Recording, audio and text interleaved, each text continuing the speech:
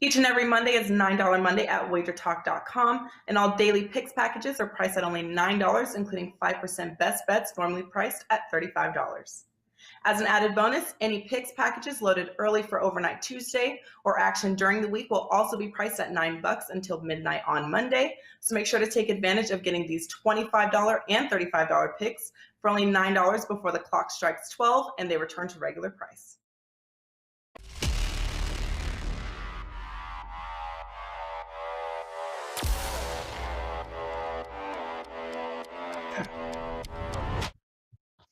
Welcome to the NBA Triple Double Show, powered by SportsMemo. I'm your host, Ronald Cabang, also known as UCapper on SportsMemo.com, at UCapper Sports on Twitter. I'll be joined by Moneyline Matt and Skee Profit from WagerTalk.com to break down 3 games from today's huge slate here. But before we get into those games, I do want to talk about a big promo we got going on over at SportsMemo and WagerTalk.com.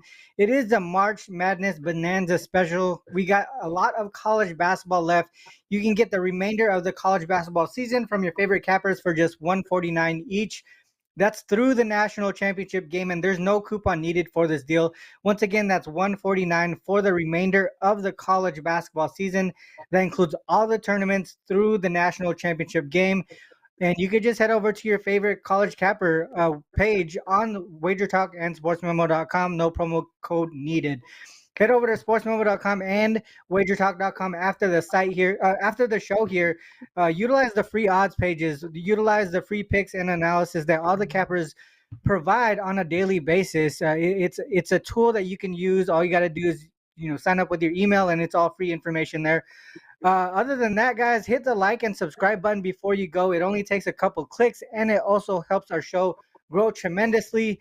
With that said, here we do see Moneyline Matt and Skee Profit here with me.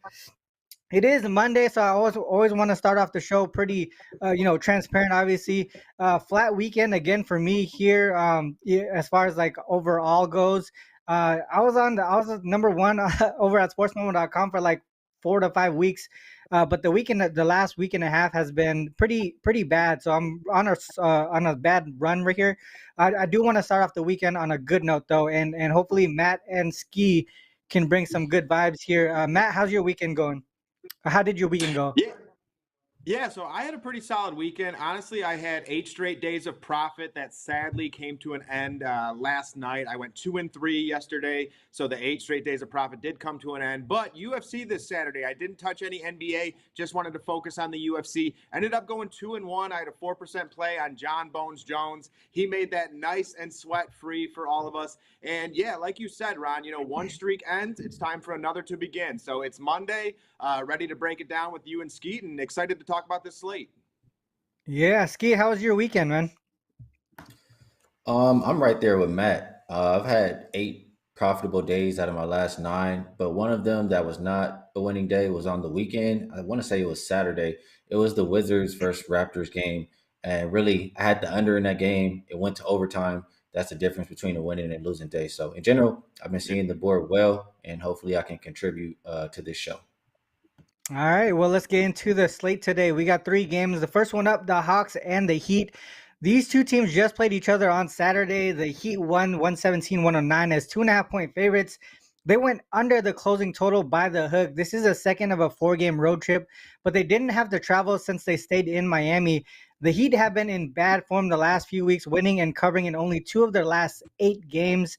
This is the 4th of a 6-game homestand. They have back-to-back games with the Cavs up next. From the injury standpoint, the Hawks are completely healthy. Lowry and Kevin Love are both out here for Miami. From a matchup perspective, the Heat now lead the regular season series 2-1 after Saturday's win. Matt, let's start with you here. What are your thoughts in this game? Yeah, so for me, this is a spot where the Atlanta Hawks are traveling to Miami to face off against a Miami team they just faced. Like you said, Ron, this is a back-to-back. Only 2 days ago, these 2 teams played, and a matchup where the Hawks won 117-109. This is a spot where the Heat have a -3 spread at home, and the total is a 229. And for me, I'm actually going to be looking at the under in this spot, the under 229. And for me, like you said, this is a spot where the Heat will be without Kyle Lowry and Kevin Love. love. And as for the Hawks, they're going to be full go here. And for both teams, this is a pretty big game. Both teams are still in playoff contention. I expect both teams to play hard, play good defense here. And that's also why I'm siding with the under. And a lot of it has to do with Miami. This is a Miami team who's holding opponents to 108 points per game, which is second throughout the entire NBA. They have the 5th ranked defense in terms of adjusted efficiency and are 28th in terms of overall pace. So they play a very slow brand of basketball. And when you sit and think about a lot of the players that the Miami Heat have, as of late, they've really been running through Jimmy Butler. And Jimmy Butler's best style of basketball is generally that post-up game where he's backing down a smaller guard or something along those lines and then facilitating out of that position. And, with the post-up game, a lot of that does take time. It's you're taking shots later in the shot clock, things of that nature. And, this is an Atlanta Hawks team who does run a higher style of pace of basketball, but I think it evens out with this Miami team. So for me, I really do like the look of this under in this spot. I think this Miami Heat defense is athletic enough to keep up with the Hawks, to stop some of their athleticism. DeJounte Murray driving to the basket, Trae Young doing the same exact thing. And, in the last 5 matchups, the under 229 has also cashed 4 times. So for me, that's exactly where I'm going to be looking in this matchup. I think this is a big game for both teams, and I think we see a slower style of basketball and a more defensive-minded style of basketball. So I'm with the under in this spot. Yeah, I like that look a lot there as far as the under goes. I was actually, when I go through my breakdown, I was actually looking towards the team total on the Hawks side for the most part, because when I was looking at the Hawks here, 1-8 straight up and against the spread, as road dogs this season, when the total is 230 or less, they're only averaging 108.6 per game. The one game that they did go over, that they won and covered, was versus a shorthanded Bucks team who were without Drew and Chris Middleton. So they took care of business there. But other than that, they really have been struggling in that road dog situation with a lower total. The Heat as home favorites, they are just 8-20-2 against the spread. But if we look at the higher totals in these Heat games in this specific situation, when the total is greater than 225, the Heat are 3-0 straight up and against the spread, and also 3-0 to the under. So that also goes with your under there, holding their opponents to their team total in all 3 games, holding their opponents to under their team total in all 3 of those games. The Heat in general in that 225 threshold, because like you said, their pace of play is total opposites here. So I kind of look at them a little bit differently. We'll look at, for the Heat side, these higher totals over 225. They're 6-4 straight up and against the spread. Also 7-3 to the under, holding their opponents under their team total in 8 of those 10 games. The two games that when they allowed their opponent to go over were in October, which were the first 2 games of that specific situation. So a lot of things are pointing to me to the Hawks team total under 113 points here. Skee, do you see anything on the side or the total here, or even maybe a prop look? Yeah, I do like a couple things in this game, but I'll start off with this. This is a situation where, they just played the other day, and it's a really important game for both teams. 8th seed for the Hawks currently, 7th seed for Miami currently. If the Hawks lose, they're in the play-in tournament. If it were to end today. So I just think, you're going to get a really good effort. And to me, that means both teams are going to play a little bit better defense. You guys talked about, how these teams have been playing each other lately. I know the last 10 games, their games averaged 213.8 points per game. It's went under 8 of the last 9 meetings. So I like that. Miami's also been going under lately, under 4 of their last 5 games. And I read this little query from the database. Dating back to 2016, the under is 144, 95, and 16, which is 60.3%. And that's for home teams on an under streak that are playing in a division game after the All-Star break during the regular season. And if the total is higher than 226, the under increases to 66.2%. So that's just telling you exactly what I'm saying. Like a division game after All-Star break, that's 2 teams kind of jockeying for a position and seeing who's going to be, who's more of the top dog. So I think that just means more defense. So I like the under. And if I have to play the side, I'm not playing the Heat here, bro. Heat are 7-20-2 as a home favorite. They kind of been a team who's been really inconsistent all year. I saw a stat on Twitter from our guy Joe Osborne, and just kind of saying that it says the Miami Heat have played a span of 24 games where they haven't covered the spread in consecutive games. They're 0-7 against the spread. So they flip-flop wins and losses. They did just beat up on this Atlanta team. I talked about how important it is for them. And in that last game, I mean, Trae Young and Murray they combined like 5 for 27. They're absolutely terrible. Trae Young had 8 points. Murray had, I think, 10. You're going to get a better game from both of those guys. I think Collins didn't even play 20 minutes. And I want to say it just wasn't anybody contributing. I listened to Quinn Snyder talk about the team. He said they were down big in the third quarter, and they made that push, but it was just kind of they couldn't get the good shots as late. They couldn't get the good shots at the end of the game, and he attributed that to him being a new coach over there, and that they will correct it. So I like the way Atlanta's been playing lately. You don't think of them as a good road team, but they're 6-2 against the spread their last 8 as a road dog with equal rest. So I like Atlanta, and I like the under. 100% agree with you there. I think we should expect some type of offensive output from the two guards there who struggled in the last game. But for the most part, I think and also what you guys mentioned about the Heat as home favorites, right? How they struggle against the spread in that spot. That's kind of why I kind of pivoted towards the Hawks team total under, is because the pace of play still is very slow. But even if they do go under their team total, that doesn't mean that they don't cover. So that's the reason why I kind of pivoted towards the team total versus taking either the Heat or just the full game under in general. So I like the way that you guys were breaking down that game. So let's move on to the next one here, the Raptors and the Nuggets. Raptors coming off of the win over the Wizards. This is a third of a 5-game road trip. They did play 2 games straight in DC, so they didn't have to travel between those 2 games. But now they go from DC all the way to elevation in Denver in just 1 day of rest. The Nuggets, on the other hand, they're really in really good form here, winning and covering in 7 of their last 8 games, including the last 3 straight. This is the second of a 3-game homestand as well for them, and they do have a 1-day rest advantage as well, not having played since they beat the Grizzlies on Friday. From an injury standpoint, the Raptors are healthy. This is rare for them throughout the season. They've been dealing with a lot of injuries, but today I don't see anyone really on the injury report. On the opposite side, Zeke Naji is out. Conchar and Thomas Bryant are both questionable for the Nuggets here. This is the first matchup of the season. Skee, do you see anything here that you could you find an edge on? I feel like this game is just, pretty 1 + 1 = 2 and just playing teams in their roles. Toronto all year has been a poor road team. I have them as 12-20 straight up, 13-19 against the spread. And Denver at home, complete opposite. They've been dominant. They've only lost 4 games all season. They're 22-10 against the spread. So that makes me want to look towards this Denver side. I know you have to cover the spread here, but the way you win by margin in the NBA is you shoot the 3 well, you defend the 3 well, and if you can rebound the basketball, and close out possessions.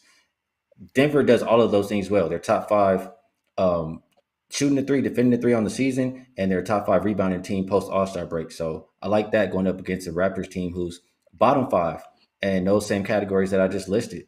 I like to fade teams off of an overtime game in general. I check the database to see if I can come up with something to support it. And it says, I know home favorites with rest advantage win straight up about 72.5% of the time, dating all the way back to 1995.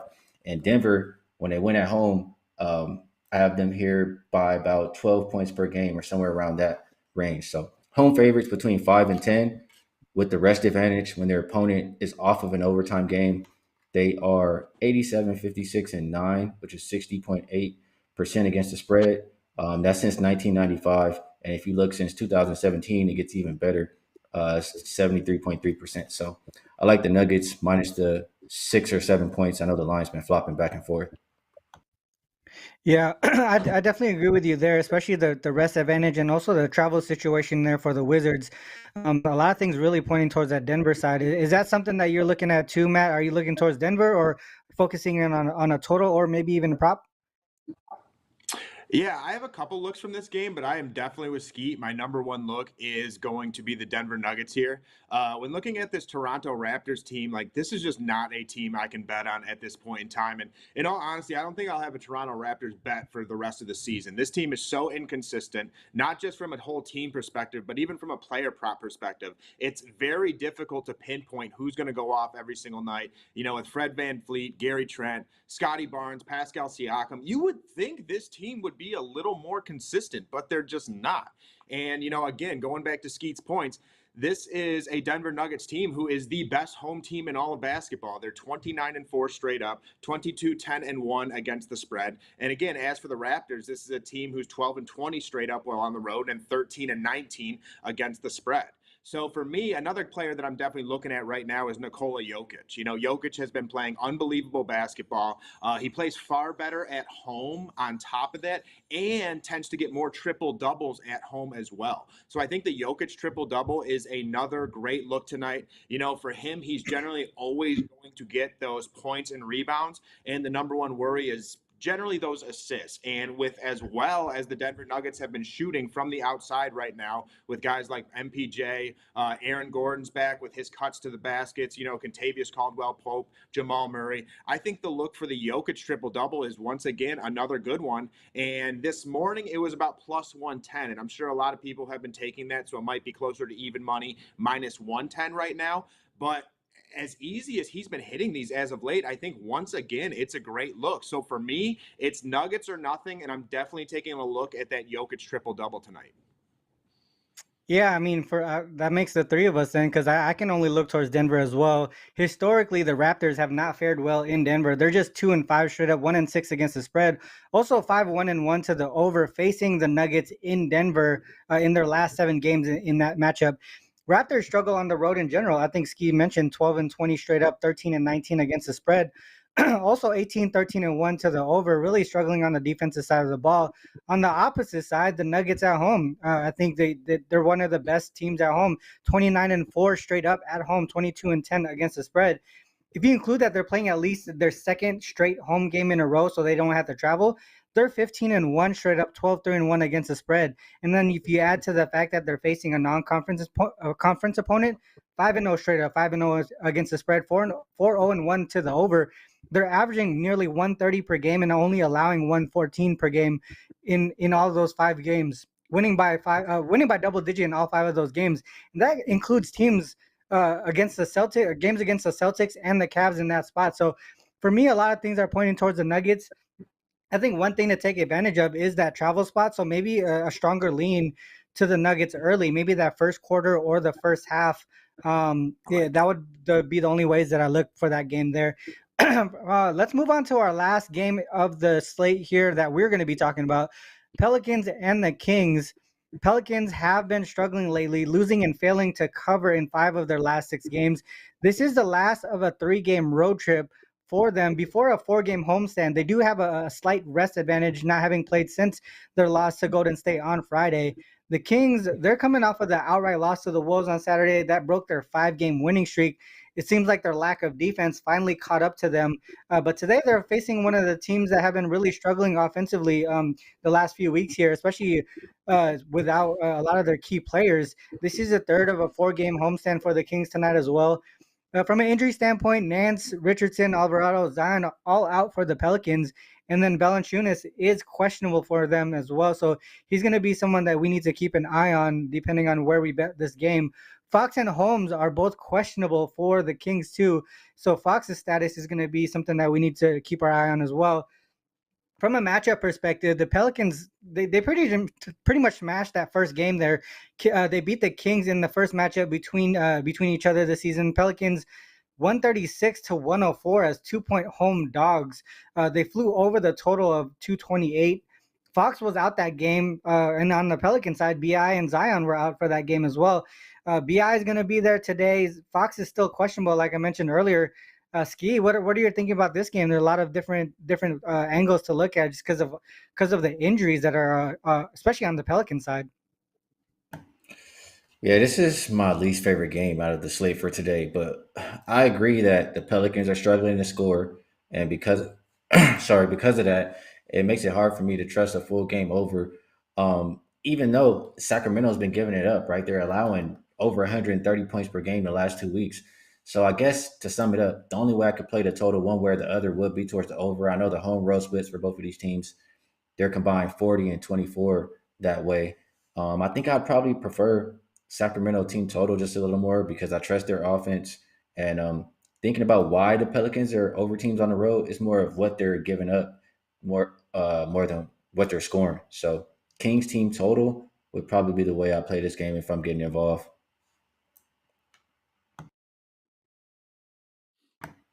Muted. Yeah, I agree with you there. I think for the most part, when you look at the Pelicans as road dogs specifically, they're only 6-17 straight up, 7-15-1 against the spread on the season. They've gone under their team total in 6 of their last 7 road dog situations. But again, when we look at the Kings and how they struggle defensively, it's hard to take a team total under for the Pelican side here in this spot. So I can only look towards the over as well. If we dive deeper into it, the Kings haven't been great as home favorites specifically. As far as the spread goes, they're just 10-14 against the spread, but 17-7 to the over as home favorites this season. If you look at it from a point perspective, where they're favored by 4 or more, the Kings are 14-3 to the over this season. None of those games went into OT either, and they average a combined score of 250 in regulation. So a lot of things pointing towards the over for me. But like you said, Skee, I think I trust the Kings team total over a little bit more. Matt, what are your thoughts on this one?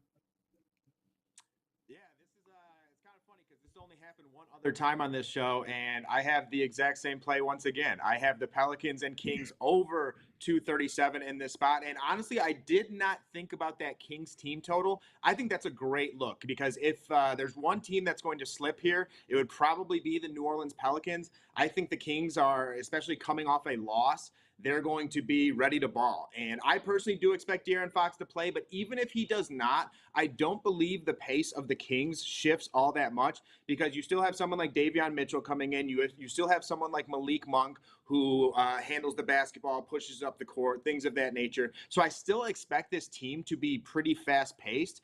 And with the Pelicans as well, this is a team that's also coming off a loss, so I think they're going to be coming in looking to rebound in this spot. And for me, one reason that I also like the over, and obviously you do have to watch the news for De'Aaron Fox, it's because of the matchups. De'Aaron Fox is the point guard, obviously, for the Sacramento Kings, and he'll be going against someone like C.J. McCollum or Trey Murphy. And I believe he can exploit that matchup. I believe he can get to the paint. I believe he can dish it out and make plays, things like that. And then on the other side, the guy that I'm looking at is Brandon Ingram. The Kings are one of the worst teams throughout the entire NBA at guarding the small forward position. Brandon Ingram is coming off, I believe, a 6 of 17 shooting night, one of his worst nights to date. He's going to be looking to bounce back as well. So when you have two players who have solid matchups and going against each other, high pace up spot, high total, I think both of those guys are going to be able to exploit it. And because of that, I think the over is the look here. But to your guys' point, I think I actually do like that Kings team total look a little bit better, just because if any team slips, once again, I think it would be the Pelicans.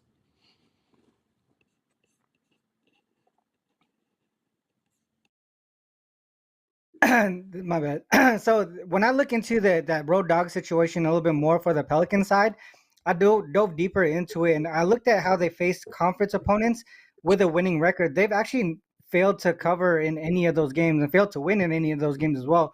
0-8 straight up, 0-7-1 against the spread. They're allowing 119.8 per game, and they haven't faced a team in that spot that play the pace that the Kings do and who have been more offensively efficient on the season like the Kings have been. So I do like that Kings team total over quite a bit there. Let's move on to the best part of the show here, the best bets. We got 3 best bets going on here from Skee, Matt, and myself. Matt, let's go with you here first. What is your best bet for today's show? Also, what do you have going on the premium side?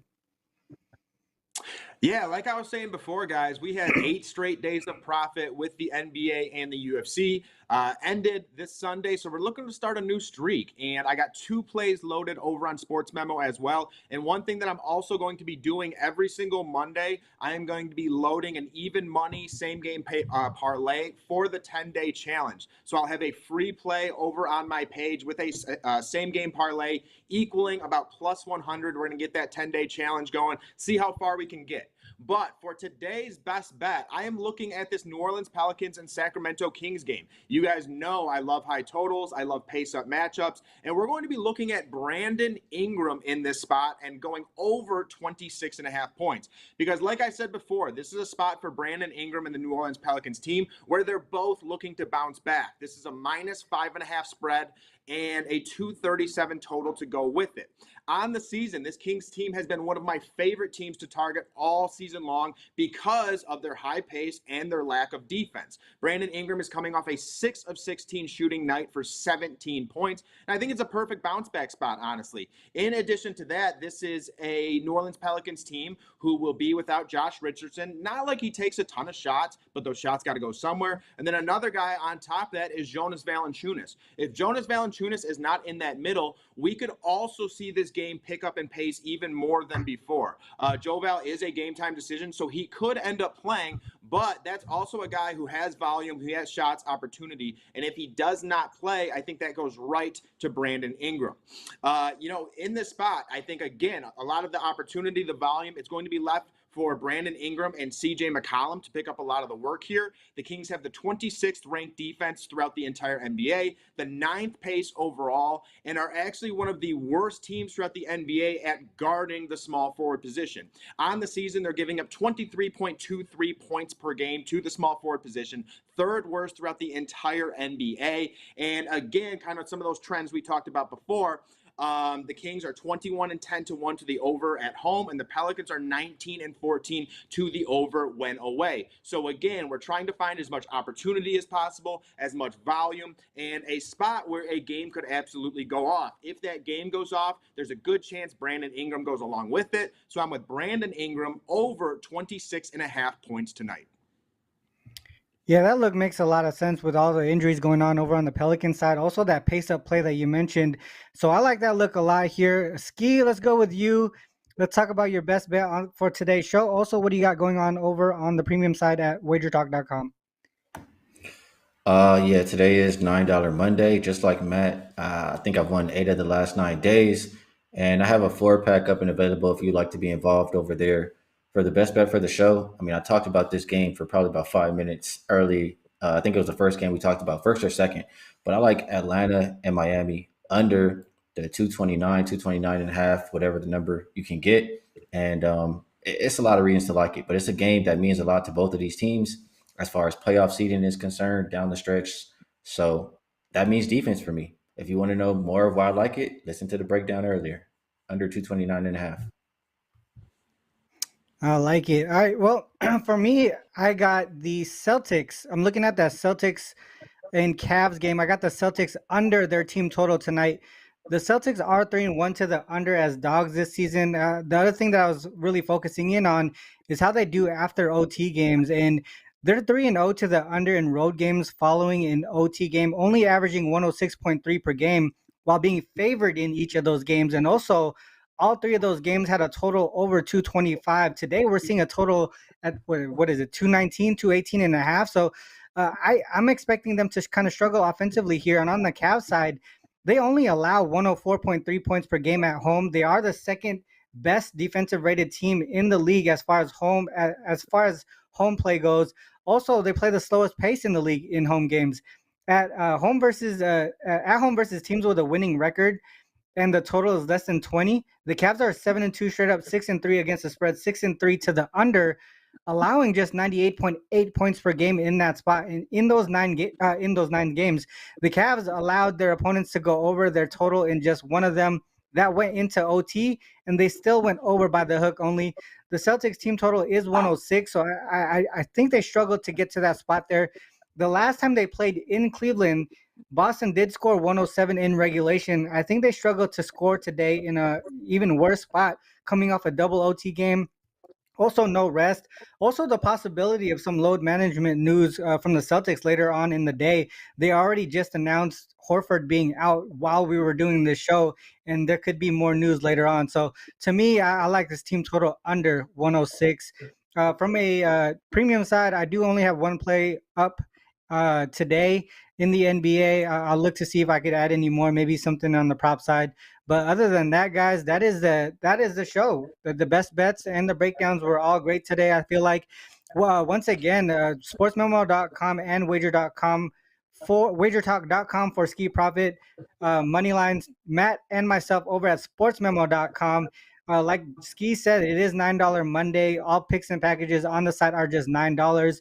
We also have that college basketball March Madness Bonanza, 149 for the remainder of the college basketball season. That's through the national championships, and that includes all the tournaments through the national championship. No promo code needed. Just head over to the site to your favorite cappers page, and that stuff will be there. Make sure you check out the Sports Memo and the WagerTalk.com sites as well on a daily basis. Free picks and analysis, the live odds pages, everything's there. Like I said, is free. All you need to do is sign up with your email address. With that said, guys, next show will be on Wednesday, the same time, 10 a.m. Pacific Standard. We'll have Jeff Michaels joining myself and Moneyline Matt. Until then, good luck with all your action. Peace.